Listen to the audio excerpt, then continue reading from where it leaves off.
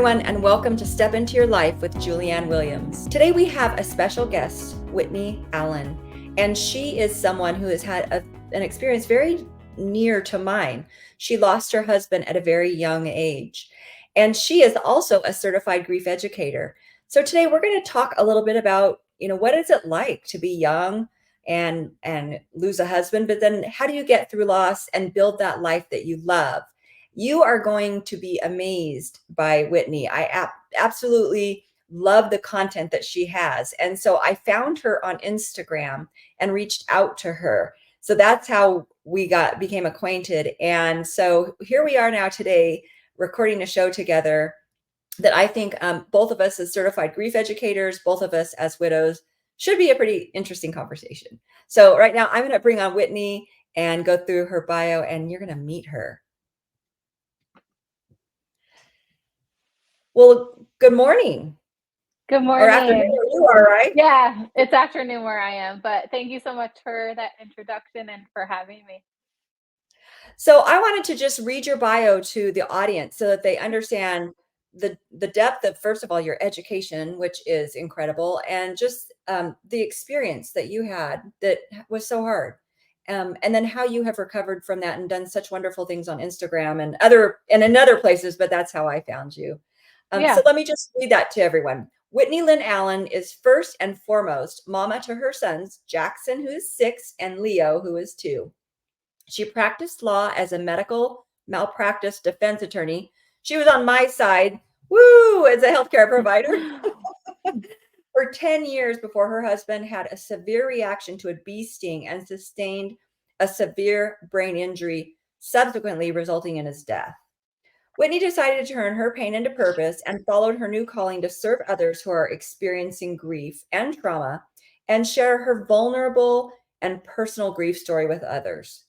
She is the author of the book about grief and loss titled Running in Trauma Stilettos, which is an Amazon bestseller. Congratulations. Thank you. Whitney is also a certified grief educator and provides grief coaching to those who are ready for their own transformation and growth after loss. She shares the empowering message that there is so much beauty in life, even after losing a loved one.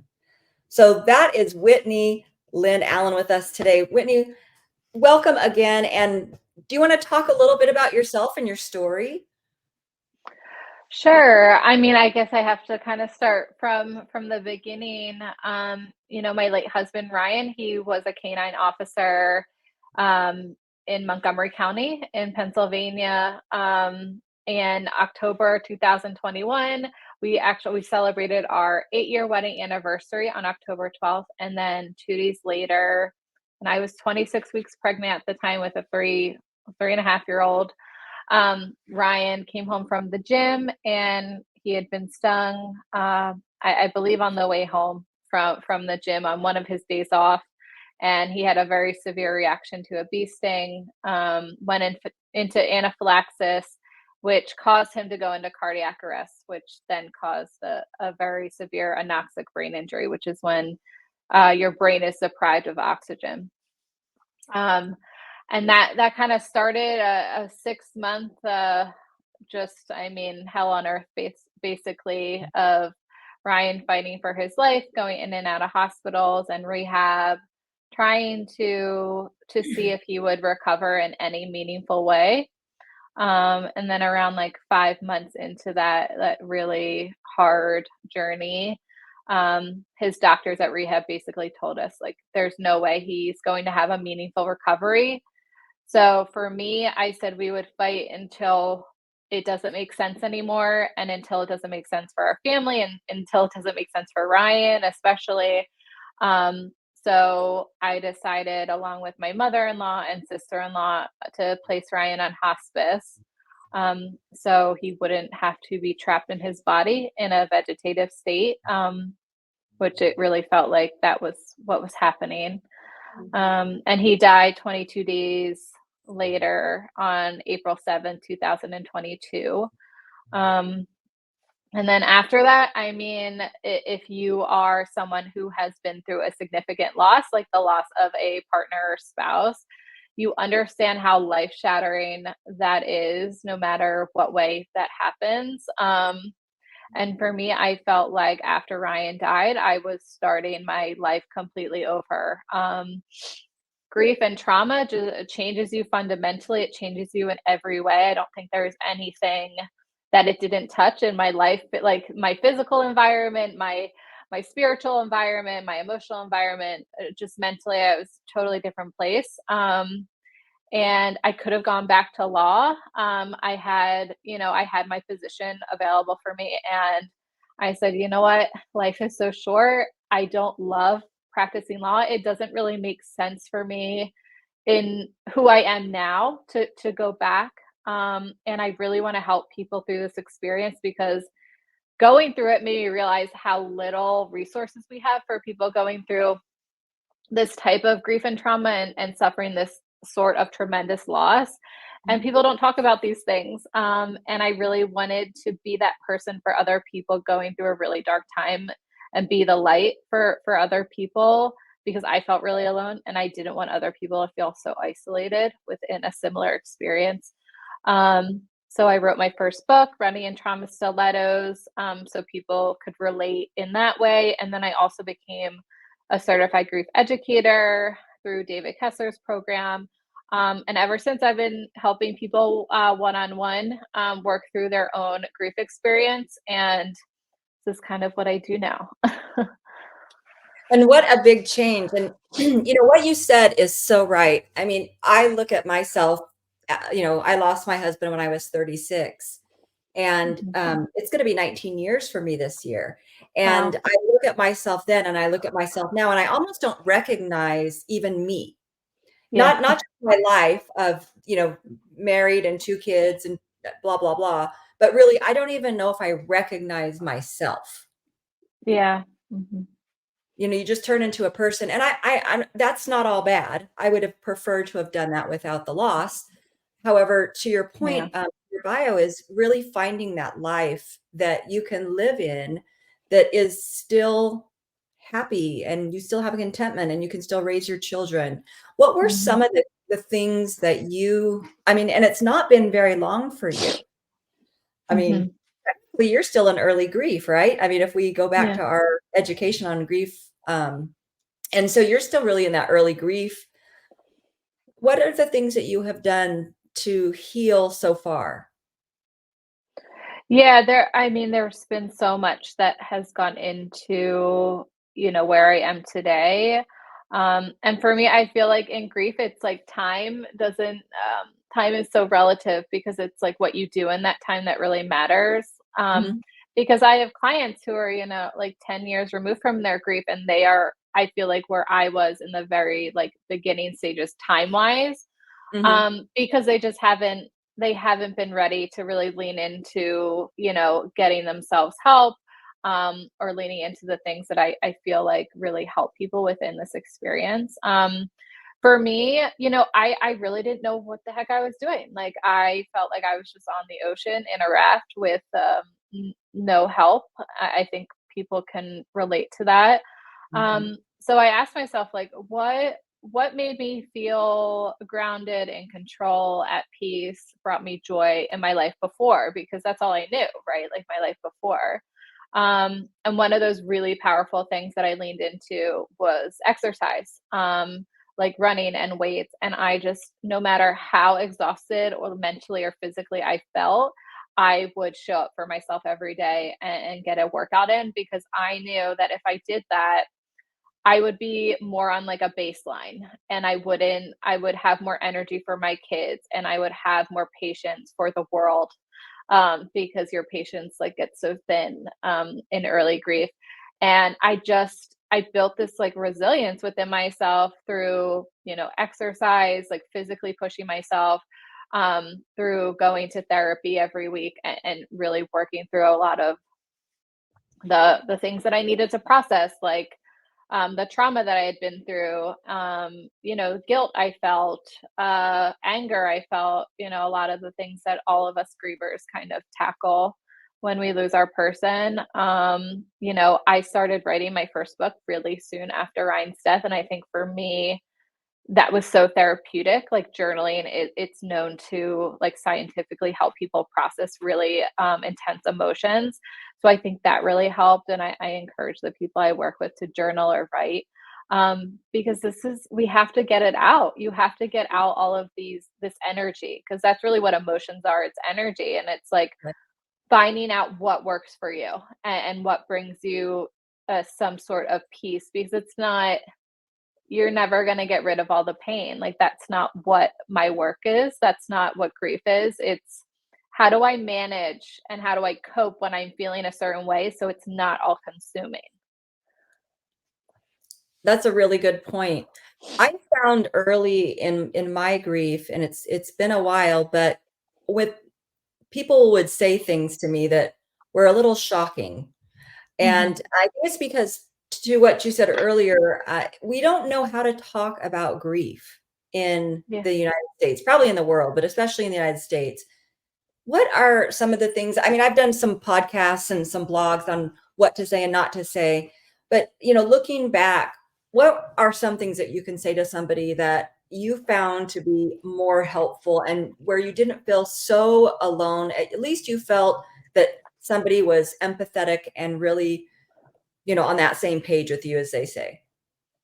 Yeah, I think any statement that didn't try to fix, or mend, like, either my tough emotions or actually, like, the reality of the situation, at least statements are Mhm. something to avoid. Like, at least you had so much time with them, but it's like, then you're thinking, "Well, I wish I had, like, 40 more years with them, 50 more years with them, like, what do you mean?" Yes. It's never gonna feel like enough time, and, like, statements that start with like you should do this, because people that just don't understand what this experience is like, honestly, I don't think you should be giving advice, because you just don't know what this experience is like. So anything that made me feel like you weren't validating my emotions and what I am the experience, because I just wanted to someone to tell me like this really sucks, like this is Mhm. terrible, Yes. and I am so sorry you're having to go through this. And like, I know you probably don't even know what you need right now, but I'm here. Like, I'm just here, and I will be awkward and uncomfortable while you just do whatever you need to do. And that's such a good point, is that's what it feels like when you're trying to support somebody through grief. It feels awkward and uncomfortable because we don't know what to say, but then also we have our own feelings that we're trying to work through as well. And so you're in this cycle of, I want to help this person, but boy, it makes me feel really bad when I'm with them. However, when you're not with them, they feel even worse. Yeah. So I like that description. Now, you and I both had the experience of having young children Mhm. when we lost our spouse, and that I also think adds a dimension. For me, it added the dimension of I knew I had to get out of bed every day, at least at some point, because everybody had to eat, and that kind of got me up. On the other hand, the overwhelm and just the sadness of my not having a partner anymore, changing my whole daily routine, the sadness of my children, watching them grieve, and Yeah. then also thinking about, grieving the future. So, I think that losing a spouse young and with young kids is a very, I mean, I think it adds some layers. Yeah. You dealt with that. Oh goodness. I think I don't know if there was any dealing with that. I think it's just as a mom, and my sons were like, I had a newborn and like a 4-year old when Ryan died. It's You are just in survival mode, and you are going throughout the motions, and you feel numb and detached and dissociated and like all the things. And it's just you just have to, I feel like I heard, "Oh, you're so strong," a lot, and it was like, "No, I'm not strong at all. I'm honestly feel the weakest. I mean, maybe this looks like strength, but I'm breaking inside, but this is just I have to do this because my kids my kids need to eat, and they need to go to school, and they need to be taken care of and kept alive." Um, and I was keeping them alive when I didn't feel alive. Like, that's what the experience was like. Yes. Now it's different. I feel like I've transitioned from the fight or flight survival mode. Thank goodness, because that is, a very uncomfortable season. And now I feel like I'm finally able to enjoy my kids because I can be fully present, like embodied within myself, like my body and mind is connected again, where it wasn't before in the early stages of grief. And it makes me sad because I honestly missed a lot of time, but Mm. you do what you can, you do the best you can, and I did the best I can with a really hard situation that I was given. How did you and how do you talk to your children about grief? Yeah, well, the younger one is 2, so I don't there's no Yeah, really I mean, talking to him. yeah, I know that I know your little one is little, but Yeah, but the 4-year-old, like, he was 4 when Ryan died, and he's now almost 6. You know, I went to see a child psychologist to talk to them about, how do I talk when Ryan was on hospice? How do I talk to my child, a very young child, about dying, and that his dad is going to die, and like, what are the right things to say and do, and what are the wrong things to say and do? And everything was very intuitive. I felt like I kind of knew everything, but it was nice to kind of have that backup to be like, you're doing the right thing. Mhm. But it's being very literal. It's, describing exactly what is happening in a very literal sense. For a 4-year-old, that looked like, daddy's going to die. You know that he's been very sick. He cannot get better. Like dying means your heart is going to stop and you're not going to be able to eat or dance or sing or talk. And then daddy's body's not going to be here anymore because it's a very literal because they don't understand euphemisms. Like they don't even understand at that age, like if you believe in heaven, like they don't understand that because for to them, everything is a physical place. And if daddy's in heaven, it's like, oh, I can go there. Right. Um, so I've been very careful with, now that he's 6, I think he is more understanding of more things that are abstract than Mhm, before. mhm. But I think being very honest and open and vulnerable and very literal is the way to go with children. And that's a hard conversation to have as a parent. Yeah, it is. Yeah, it's I mean, heartbreaking. yeah, I mean, those it's brutal. You're already in pain, and then you have to tell your children, what's happening. It is very, very difficult. And I'm Mhm. not quite sure, like you said, if you haven't been through the experience, it's difficult to understand the toll that even that takes on you, on a person. So I Yeah, know for me, I'll never forget those difficult moments because I mean, they're things you never thought you'd have to do. yeah, exactly. So tell me a little bit about your grief practice, what you do. You do a lot on Instagram that I think is really Mhm. inspiring and engaging. What are some of your, I guess, philosophies, for the lack of a better word, on Mhm. how you are, demonstrating that life coming out of the loss? Hmm.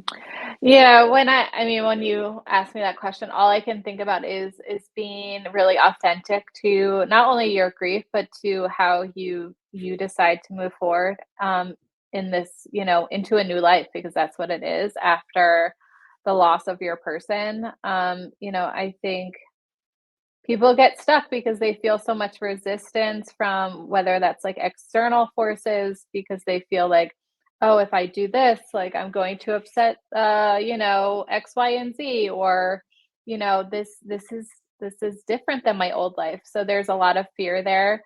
But I think intuitively we always know what will bring us some joy and peace moving forward. And I think just getting in tune with your intuition and your gut again, because sometimes that can just get really messed up in grief. And grief is a liar. Like grief will tell you that, you're not worthy of this new life and that, the things that you are doing are wrong. But you have to tell grief to like shut up, and that I'm doing, this is what I'm doing and this makes me happy and this is what feels right for me. So I would say, be authentic to yourself in this new journey. It's true. People have a lot of judgments. I think Yeah. especially when you're younger, to like what, when should you do this? When should you do that? This is how they should raise their children. This is when they should start dating. Hmm. Those kinds of things. And so there's a lot of judgment to that. Um, and it's hard to move forward because we all wanted the life that we signed up for before the loss. That's what we were Yeah. planning on. So you're Hmm. grieving everything, from what's happening today to what you thought it was going to be later. So do you have any advice for people on how they can take some steps to move towards that time where they can give up the guilt and really understand their worth, that just them being alive is Hmm. important. They have something to contribute without the person that they lost. Yeah, I mean, guilt is just one of those things that I think all of us as grievers, we understand. And, usually what's underneath the guilt is the pain of losing your person and, the reality of the loss. So your brain is really protective. So you're feeling guilt for either moving forward or because there are things that you feel like you could have done to either like stop the death or things that you feel regret about around that situation and your person dying. And it's because your brain is like, well, if I think about this, if I feel guilty, I'm not feeling pain and I'm not in the reality of my situation. Mhm. So, I mean, if it was like a client coming to me with that, I would say like write down what do you need to release? Like what are these things that you are still holding on to and feeling guilty about? Um and then like I want you to like burn them, like or throw them out. And because you really it's making a decision. Like you are making the decision to move forward, because there's no other way you can do that. Because we can keep going back to the past, we can keep living in the past, um, because that kind of feels safe. Because that, Right, even though it's terrible, it's comfortable because we already know what happened.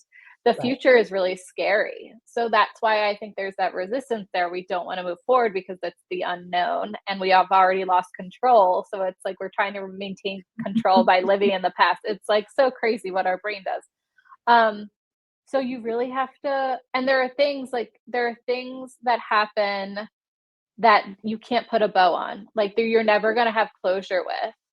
So you have to kind of make that closure for yourself.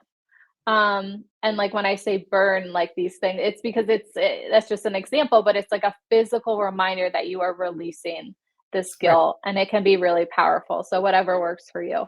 But that would be something I would recommend to a client. I think those are great suggestions because I do think it's sometimes we have to have that physical part of what's happening with us emotionally so that it can integrate because that's really Yeah, what we're trying to do, right? Um, exactly.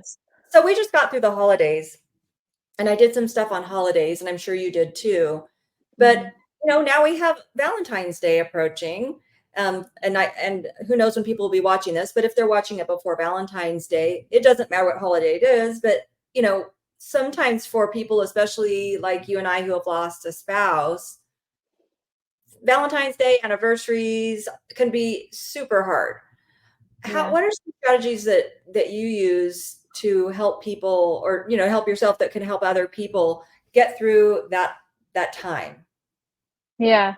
I think the first thing I would say is have no expectations because usually you feel anxious and the most like griefy, I like that term. Mhm. Me too. You know, leading up to these big significant dates, and usually that lead up is worse because in our minds we make it worse than what it is. So like if you just kind of are like, I'm not gonna have any expectations about this day, like if I need to be in bed all day, like I'm gonna do that, like if I can do that. Or if I need to, go for a run in the morning to kind of just like ease my mind, like that's what I'm gonna do. Um, I like to think grief is like a practice and we come to it every day with whoever we are in the moment and on that day. instead of having like expectations like, oh, I'm going to be a mess on that day. I mean, honestly, you don't really know that. Do we know that? We don't know. I mean, maybe you are, and that's okay too. But Right. um, you have to just let yourself live more in the present and stop worrying about like what am I going to be like, when this date comes. Cuz I think that's the worst of it because a lot of my clients are like, "Oh, well that passed. It was hard, but it definitely wasn't as bad as like I made it out to be in my mind." I'm like, "Exactly." I know. And it's funny, earlier in my grief, I found that the day after the holiday was harder. And I think it's Yeah. because I like got myself in this place where it's like, okay, it's the holiday. I'm gonna be this, and then the day after it's like, oh, so it's interesting how we all have this unique experience, but there's so much interwoven, obviously, that is the same because we're human Mhm. beings. But it is just interesting, to think about how we handle all of these new experiences after loss. And I think it's such a journey. And I find over time that I Mhm. handle them different as the years have gone by. Yeah. Well, exactly. And then, I have some people be like, well, I wonder what next year's going to be like. And I'm like, it's going to be completely different than this year. So again, no expectations. Just take one day at a time. Like, That's right. because I think one of the problems grievers have is we either live in the past or the future. We're not in the present. And if we're more present, we have less anxiety because we're just in the moment and we're not being overwhelmed by things that have happened or things that we like think are going to happen, and then we won't like catastrophize about everything. And that's such a great point because we do, I think when we're grieving, spend our time there. And I think at least for me, when I was grieving, I think it felt, like you said, safer to be in one or the other. Yeah. And because I wasn't sure if I could handle my present, maybe whatever it Yeah. was that my brain was protecting me from. However, if you think about the future too much, especially when you're grieving, it looks so overwhelming that you will ever Yeah. be able to be anything different than you are right now. Yeah. Exactly. So, Hmm. so just real quick, I love the title of your book. Do you want to tell us a little Thank bit you. about your book? Sure. So my book, Running in Trauma Stilettos, it's a memoir about, well, first, my love story with my late husband Ryan, and then it's basically what happened from the time of his accident until he died, and then my life in the very aftermath of his death. So it really gives a glimpse into a really dark time, and I wanted people to really feel seen in their grief and trauma, like whatever that looked like for them. I think people can resonate with the experience and the emotions that, really can surprise you when you're going through something so traumatic. And I didn't want people to feel alone. So that's really what my book is about. My first book is so people don't feel alone in a really hard experience. And my second book, which is not out, and I cannot share the title, but it will be out in the future, will be more of a, this is what I did to kind of create a beautiful life again. And these are some of the things that you can do to help with that. Oh, I can't wait for that to come out. Thank you. I appreciate that. It's it's a lot of work to write a book, and It is. Yeah. it takes a lot out of you. I know myself from authoring, but I also, to your point at the beginning, that journaling, but that writing, it Mhm. really can be so healing. It can also be very validating because when you write this book about what have you done to find a path forward into a Mhm. life that looks really content and happy, you get to also be proud of yourself to really look at Yeah. the progress that you have made, that it's not been easy because No. it's hard. It's hard work. Mhm. It is. It really is. Yeah. So, Whitney, how can people find your book? How can they find you if they want grief educating, coaching, or and whatnot? Yeah, so you can find me on social media pretty much. So I'm on Instagram, Facebook, TikTok, LinkedIn, at Whitney Lyn Allen, Lyn, just one N, and my last name is spelled Allen. And then you can also go to my website, which is whitneylynallen.com. And that if you are interested in getting 101 grief support, you can fill out an application. I'll get back to you to schedule a consult. So basically, those are the main places. And then you can get my book on Amazon. Wonderful. Now, the last question of the show is always the same one, which is, Whitney, what did you do to step into your life? I practiced living before I felt alive. And I think that is just like the most accurate statement about what I did, because deciding to move forward after a life altering loss is really scary. And is sometimes you just want to be in bed all day, but you're not going to find life there. You have to get back out there and start practicing living again, even though it's going to be really uncomfortable, because eventually you are going to start finding those glimpses of joy and peace again. But you have to really fight for those moments. So that would be my advice. Oh, that is profound, to be honest. Very profound. Just a really, really thought that really makes me think about what I can do today, even many years later, no matter what your loss is. So thank you for sharing that. And everyone, you're so welcome. Yeah. And everyone, I just want to thank Whitney for being with us today. I was so excited because, like I said, we are both young widows. Well, I'm not so young anymore, but when I had the experience and certified grief educators, our journey looks very interestingly similar. And so I was really interested to see how we both handled it and if there were any similarities and parallels, or if we did things completely different. And so I just am so grateful for you spending time with me today to share with the audience what it's been that you've gone through and how you've moved to a place where now you are helping other people. Yeah, thank you so much for having me. I appreciate it. All right, everyone, please join me for the next episode of Step Into Your Life and let's journey together.